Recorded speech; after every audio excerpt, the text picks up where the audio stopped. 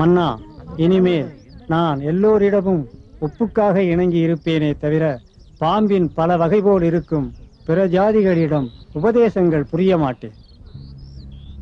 இனி என் ஜாதி என் மக்களோடுதான் என் சிந்தனைகளும் செயல்களும் வளைய வரும். இது மன்னரின் உத்தரவு. ஒப்பமிடுங்கள்.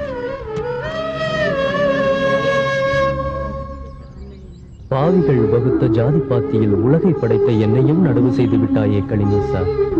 உலகை பிரசவித்த நானே ஒரு ஜாதி என்றால் என் எச்சங்களான உயிர்களும் என் ஜாதிதானே. என்னை யாரென்று உணராத நீதான் என் எதிர்ஜாதியானால் உன்னை மட்டும் நீங்களாக பிரபஞ்சத்தில் உள்ள அனைத்து படைப்புகளும் என் சிறகுகளுக்குள் பத்திரமாக இருக்கும் பார்.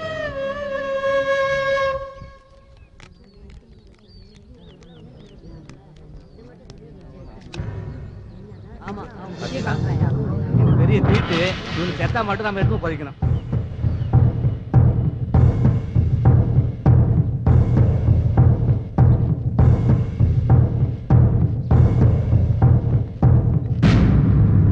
அண்ணா, இது சாமி தந்த கைச்சீட்டு.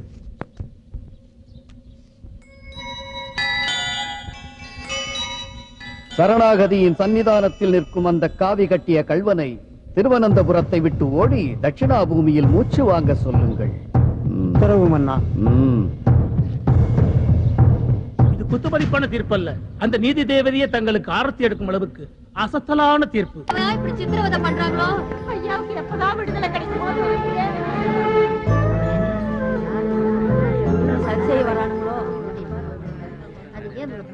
நீவீர் விடுதலை.